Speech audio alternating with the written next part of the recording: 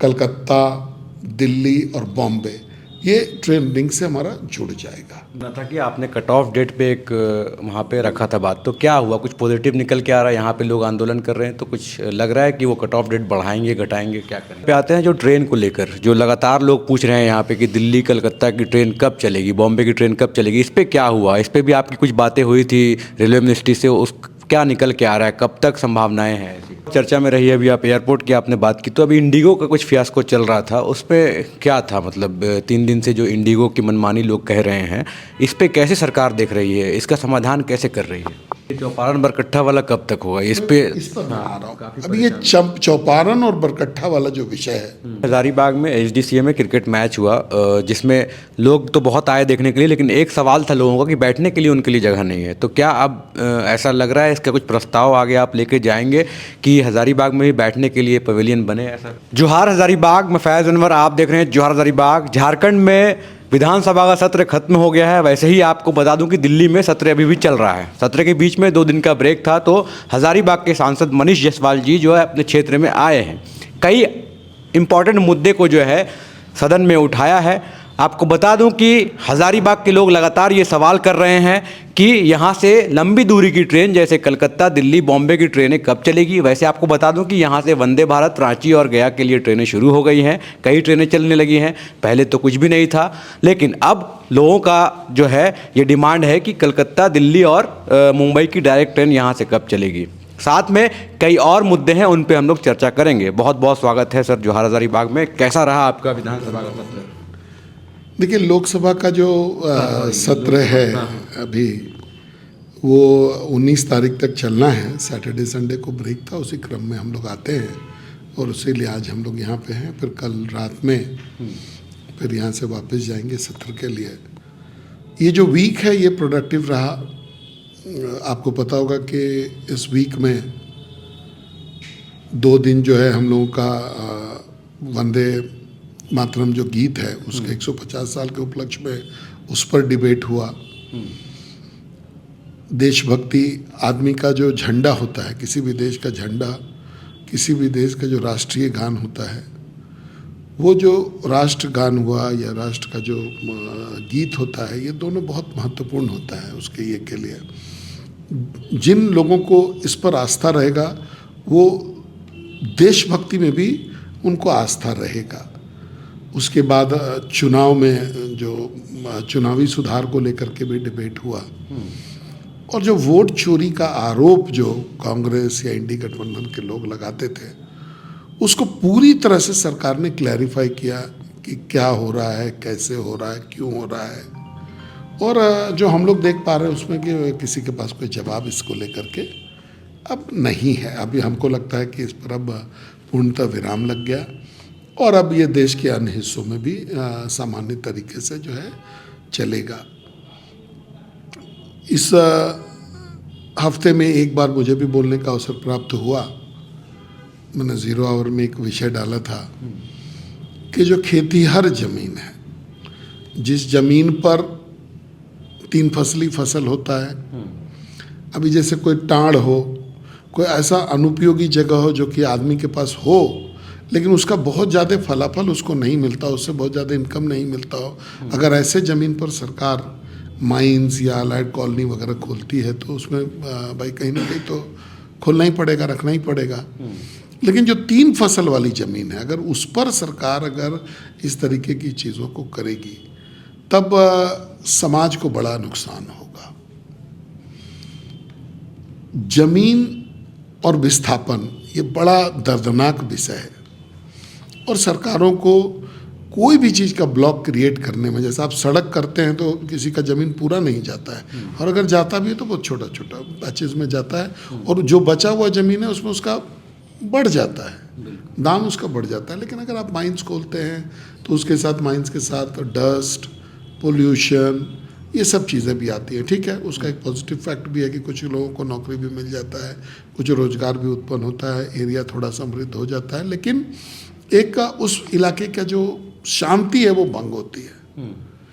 तो हम लोगों ने उस पर भी विचार किया कि बात अपना रखा कि भाई जो 3 फसली जो ज़मीन है उस ज़मीन का अधिग्रहण नहीं किया जाना चाहिए।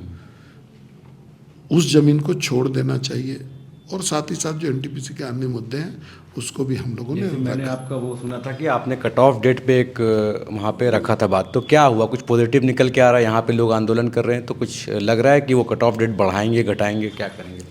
देखिए, विषय दो तीन बातें होती हैं कि आप यहाँ पर आंदोलन करें, अगर उस आंदोलन का आवाज़ जो है वहाँ तक नहीं जाएगा तो फलाफल तो वहीं निकलना है। एनटीपीसी के पॉलिसी मेकर्स दिल्ली में ही बैठे हुए हैं और पॉलिसी का वहीं से निर्धारण होता है।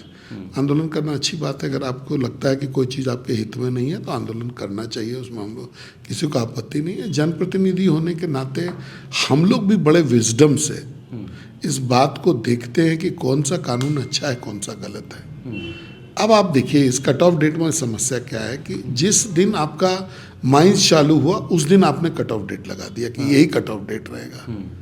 अब यहाँ के केस में 2000 कीजिए 16 में कट ऑफ डेट है, और आज आप जमीन 2025 में ले रहे हैं। अब इनका कट ऑफ डेट क्या कहता है कि कट ऑफ डेट के दिन जो लोग 18 साल के हैं उन्हीं को कॉम्पनसेशन मिलेगा। हम वहीं रह रहे हैं, सब कुछ वहीं कर रहे हैं। आज आप मेरा ज़मीन ले रहे हैं, लेकिन हमको याद दिला रहे हैं कि 10 साल पहले आपका तो हम चालू कर लिए थे माइंस, इसलिए आपको नहीं देंगे। तो ये काला कानून है। आज अगर आप हमसे ज़मीन ले रहे हैं तो आज के डेट में जो एप्लीकेबिलिटी है वो आज के डेट का रेट होना चाहिए। आज के डेट में जो सुविधा है वो आज के डेट के अनुरूप में मिलना चाहिए। बिल्कुल, तो बातें चल रही हैं, जरूर हमको लगता है कि जरूर उसमें पॉजिटिव फलाफल आएगा ही, कुछ ना कुछ तो फलाफल इसमें होगा ही। 5 साल हो भी गया है, रेट जो है समानांतर नहीं बढ़ा है 5 साल में। सरकार अपनी चीज़ों का दर हर साल बढ़ाती है, तो पब्लिक का भी बढ़ना चाहिए। तो 5 साल हो गया है, हमको उम्मीद है कि कुछ न कुछ इसमें भी होने की संभावना है। बिल्कुल। तो दूसरा मुद्दा पे आते हैं, जो ट्रेन को लेकर जो लगातार लोग पूछ रहे हैं यहाँ पे कि दिल्ली कलकत्ता की ट्रेन कब चलेगी, बॉम्बे की ट्रेन कब चलेगी, इस पर क्या हुआ? इस पर भी आपकी कुछ बातें हुई थी रेलवे मिनिस्ट्री से, उस क्या निकल के आ रहा है, कब तक संभावनाएँ हैं ऐसी? देखिए, हम लोग 4 लोग, रांची है आपके डाल्टनगंज के सांसद आदरणीय बीडी राम जी, चतरा के सांसद आदरणीय कालीचरण सिंह जी, और जमशेदपुर के सांसद विद्युत बरन महतो जी और मैं, हम लोग चारों जने रेल मंत्री के पास गए थे। इस उद्देश्य के साथ गए थे कि वर्तमान समय में केवल 4 दिन राजधानी एक्सप्रेस झारखंड से चलती है। राजधानी एक्सप्रेस उसको बोलते हैं जो एक राजधानी को, राज्य की राजधानी को देश की राजधानी के साथ जोड़ता है, उसको राजधानी एक्सप्रेस हम लोग कहते हैं। तो हमको संभवतः लगता है कि इकलौता राजधानी होगा जहाँ की 4 दिन केवल ट्रेन चलती है, 7 दिन नहीं चलती है, या 6 दिन तो कम से कम चलना ही चाहिए। तो हम लोगों ने आग्रह किया उनसे कि अभी जो 4 दिन चल रहा है वो चले, बाकी 2 दिन जो है कम से कम हजारीबाग होकर के उसको चलाना चाहिए। साथ ही साथ भुवनेश्वर जो राजधानी है वो भी अभी 5 दिन चलती है, उसका भी डेट बढ़ाने का बात हुआ कि अगर वो जमशेदपुर होते हुए और लातेहार और ये होते हुए अगर जाती है तो उसमें भी 2 दिन बढ़ेगा, तो पलामू को जो है अतिरिक्त मिल जाएगा। हम लोगों ने कुछ और डिमांड किया कि अभी जो गया एलटीटी जो ट्रेन चलती है बॉम्बे की, लोकमान्य तिलक गया एक्सप्रेस जो है वो हफ्ते में 1 बार चलता है, उसको 2 दिन किया जाए, हफ्ते में 2 दिन इधर से 2 दिन उधर से। उसके बाद हम लोगों ने मांग किया जो इंटरसिटी एक्सप्रेस चलती है अभी आसनसोल तक जाता है, उसको बढ़ा करके कलकत्ता तक किया जाना चाहिए। तो अगर ये सब चीज़ें हो जाती हैं तो हम लोग रांची, पटना, कलकत्ता, दिल्ली और बॉम्बे, ये ट्रेन लिंक से हमारा जुड़ जाएगा। इसके बाद हम सभी लोग कई एक बार बोल चुके हैं कि हजारीबाग रेलवे स्टेशन से जब तक ट्रेन की शुरुआत नहीं होगी, जो पैसेज ट्रेन है कि कहीं से आ रहा है हजारीबाग में रुक रहा है और आगे जा रहा है, जब तक ये रहेगा तब तक ट्रेन का मिलना थोड़ा स्लो रहेगा। तो हजारीबाग में यार्ड नहीं बनेगा, कोचिंग यार्ड अभी निर्माणाधीन है, हम लोग उसको भी प्रेशर कर रहे हैं कि आप इसको जल्दी बनाइए।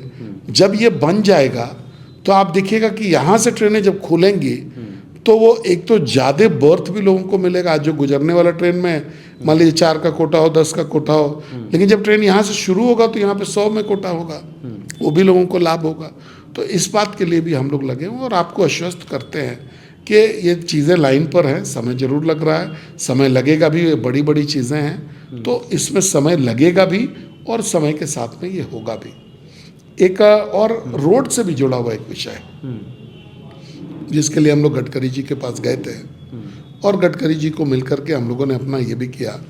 इसमें 3-4 विषय जो सबसे मैं आपको अलग अलग बताना चाहूँगा। सबसे पहला विषय है जो जीटी रोड का जो 6 लेन हो रहा है चोरदाह से लेकर के गोरहर तक, इसमें लगभग 60 किलोमीटर रोड बनना है, कुछ फ्लाईओवर्स हैं, कुछ अंडरपासेस हैं, कुछ आरओबीज हैं। तो ये इसमें अब ये समापन के करीब में है। इसमें कुछ आरओबीज अगर बन जाएगा तो अगर इस दो रोड को छोड़ दिया जाए प्रमुखता से, एक चौपारण वाला फ्लाईओवर और एक बरकट्ठा वाला फ्लाईओवर, तो लगता है कि इसका काम बाकिर का जो काम है वो मार्च के पहले पहले तक समाप्त हो जाएगा। ये चौपारण बरकट्ठा वाला कब तक होगा? इस पर मैं आ रहा हूँ। अब ये चौपारण और बरकट्ठा वाला जो विषय है ये बहुत पुराना मामला है। अब ये टेक्निकल रिव्यू में भी है कि जो गार्डर 5 साल पहले या 7 साल पहले बना, आज उसमें फिजिकल स्ट्रेंथ है कि नहीं है, तो ये रिव्यू चल रहा है। ये जांच रिपोर्ट आने के बाद इस पर आगे की कार्रवाई क्या होगी, इस पर जो है हम लोगों को जानकारी मिलेगा। फिर भी 3 टाइमलाइन कुछ देखिए, मंत्री जी ने श्योर किया है कि जो भी करना होगा हम लोग को वो मार्च के पहले हम लोग इसको जरूर कर देंगे, चाहे हम लोग को वर्तमान ठेकेदार बनाए, चाहे नया ठेकेदार अपॉइंट करना पड़े, मार्च के पहले इसका काम हम लोग जरूर शुरू कर देंगे। अब 3 ब्लैक स्पॉट्स भी हैं, एक धनुआ बनुआ जंगल में, एक यूपी मोड़ जो चरी घाटी में है और एक रामगढ़ में जो चुट्टू पालू घाटी है। अब तीनों में टेम्प्रोरी मेजर्स लिए गए थे। अगर आपको ध्यान होगा कि टेम्प्रोरी मेजर्स में जैसे रोड का चौड़ीकरण बढ़ाना, लाइट लगाना, वहाँ पर स्ट्रिपर भी लगाना, चौपारण में 1 वे टाइप का भी किया गया है और उसको ये करके लगाया गया है। दुर्घटनाओं की संख्या बहुत घट गई है, लेकिन अभी ज़ीरो नहीं हुआ। अभी 2 दिन पहले ही धनुआ बनुआ घाटी में पुनः अभी थोड़े दिन पहले ही एक्सीडेंट हुआ है। अब इन तीनों का जो परमानेंट सॉल्यूशन के लिए फाइल जो है वो एक एक करके 2 फाइल तो मंत्रालय पहुंचा हुआ है, उसको जल्दी सैंक्शन मिलेगा और एक अभी यूपी मोड़ वाला जो है ये अभी डीपीआर के स्टेज में है। ये जब क्लियर हो जाएगा तब ये मिलेगा। मैं ये भी आपको अश्योर कर रहा हूँ कि ये भी जल्दी इन पर जो है परमानेंट इनको करने का। धनुआ बनुआ वाले में एक नया रूट से, जो नया अलाइनमेंट से, वो जो पर्टिकुलर पैच है जहाँ एक्सीडेंट होता है उस पैच को पूरा इवेट करने के लिए एक नया अलाइनमेंट को देखा जा रहा है और उसी के अनुरूप में किया जाएगा। इसके बाद 2 सड़कों पर का हम लोगों ने विशेष फोकस किया। एक हजारीबाग का रिंग रोड जो एक तरफ से बनना है, हजारीबाग का रिंग रोड वो, और दूसरा जो आपका सिमरिया सुल्ताना से लेकर के सिमरिया से चतरा, चतरा से हंटरगंज से डोभी, ये सड़क को 4 लेनिंग करने की ज़रूरत है। इस पर भी जो है हम लोगों ने दिया है, तो ट्रैफिक स्टडी के लिए इन लोगों ने भेजा है इसको कि राज्य सरकार के पास में कि ट्रैफिक आप स्टडी कराइए और राज्य सरकार अपना मंतव्य दे तो ये मामला आगे बढ़ेगा। तो ये जो है प्रगति हम लोग हमारा जो काम है केंद्र सरकार से रिलेटेड जो भी चीज़ें हैं, चाहे वो एयरपोर्ट का हो, चाहे वो रेलवे का हो, चाहे हाईवेज़ का हो, प्रधानमंत्री सड़क का हो, प्रधानमंत्री आवास का हो, इन सब चीज़ों पर हम लोग लगे रहते हैं और नीतिगत तरीके से अपनी बात को रखते रहते हैं। एक बात से बहुत चर्चा में रही है, अभी आप एयरपोर्ट की आपने बात की, तो अभी इंडिगो का कुछ फियास्को चल रहा था, उस पर क्या था? मतलब 3 दिन से जो इंडिगो की मनमानी लोग कह रहे हैं, इस पे कैसे सरकार देख रही है, इसका समाधान कैसे कर रही है? देखिए, सरकार ने गाइडलाइन जारी किया था, सभी एयरलाइंस ने अपना अपना समय लिया कि हम इतने दिन में कर लेंगे, इतने दिन में कर लेंगे। इंडिगो ने नहीं किया, जबकि इंडिगो बार बार सरकार को आश्वस्त करती रही कि हम लोग तय समय पर कर लेंगे, तय समय पर हो जाएगा, लेकिन 1 साल मिला इंडिगो को करने के लिए, ज़्यादा ही मिला। 2024 में गाइडलाइन जारी, ज़्यादा ही मिला, 1 साल से कुछ ज़्यादा ही मिला, लेकिन इंडिगो ने नहीं किया। और सडनली ये प्रॉब्लम इंडिगो के द्वारा ही, इंडिगो के इंटरनल सिस्टम के द्वारा उठा। सरकार का कोई रोल नहीं है इसमें, सरकार ने नहीं रोका, सरकार का कोई रोल भी नहीं है, लेकिन अचानक से फ्लाइट्स कैंसिल हो रही। सरकार ने इंटरवीन किया, सरकार ने इंटरवीन करके सेवाओं को जितना जल्दी हो वापस जो है ट्रैक पे लाने का प्रयास किया। ये मामला पार्लियामेंट में भी एक स्टेटमेंट जो है माननीय मंत्री जी का आया कि इसमें हम लोग उसका गंभीरता से जांच कराएंगे और जो दोषी होगा उसको स्ट्रिक्ट सजा देंगे और साथ ही साथ एक ऐसा कानून भी बनाएंगे ताकि दोबारा इस प्रकार की घटना इस देश में नहीं हो। बिल्कुल। अभी अभी हज़ारीबाग में एचडीसीए में क्रिकेट मैच हुआ जिसमें लोग तो बहुत आए देखने के लिए, लेकिन एक सवाल था लोगों का कि बैठने के लिए उनके लिए जगह नहीं है। तो क्या अब ऐसा लग रहा है इसका कुछ प्रस्ताव आगे आप लेके जाएंगे कि हज़ारीबाग में भी बैठने के लिए पवेलियन बने ऐसा क्रिकेट मैच में? देखिए, हमको तो उम्मीद था कि आप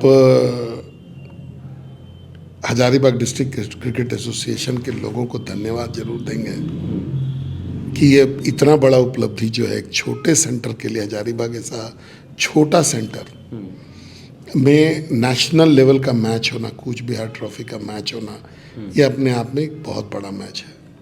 और हजारीबाग के लोगों ने भी इसका पूरा जो है समर्थन किया। जो भीड़ वहाँ पर जुटी मैच देखने के लिए वो अपने आप में अद्वितीय था। हजारीबाग के लोगों ने इस मैच को बहुत सक्सेसफुल बनाया। एचडीसीए ने पूरा प्रयास किया कि हम लोग, जो कि अभी जाड़े का सीज़न है तो लोग धूप में बैठे मैदान में इधर उधर बैठ करके लोगों ने काम चलाया, दिक्कत ज़्यादा नहीं हुई। लेकिन अगर यही थोड़ा गर्मी का सीज़न रहता तो दिक्कत होती। अब हम लोग इसको प्लान करेंगे कि ये जो फैसिलिटी है हम लोगों ने प्लेयर्स के लिए देखा, ऑफिशियल्स के लिए देखा, अब दर्शकों के लिए भी हम लोग अच्छा सुविधा बनाने की बातचीत यहाँ पर करेंगे। और आप देखिएगा कि एक जिम का प्रपोजल जो है प्लेयर्स के लिए वो बचा हुआ है, उसको हम लोग पूरा करेंगे और साथ ही साथ स्टैंड को भी बढ़ाने की बात करेंगे, क्योंकि एक ग्राउंड छोटा है और हम लोग को एक प्रैक्टिस मैदान भी रखना रहता है। तो इसलिए हम लोग खेलने की सुविधा को कम करके बैठने की सुविधा नहीं बढ़ाएंगे। लेकिन जहाँ पर भी ऐसा लगता है कि जहाँ पर हम लोग कोई बना सकते हो स्टेडियम नुमा बैठने का जो है वो फैसिलिटी, तो वो हम लोग ज़रूर बनाने की बात करेंगे। बिल्कुल। तो आज हम लोग बहुत इम्पोर्टेंट इशू पे हज़ारीबाग के सांसद मनीष जायसवाल जी से बात कर रहे थे, जिसमें हम लोगों ने चर्चा की ट्रेन, एयरपोर्ट, फ्लाईओवर्स और जो रिंग रोड है और भी कई बातों पे हम लोगों ने चर्चा की। और अभी भी सत्र जो है वहाँ पे चलेगा 19 तारीख तक।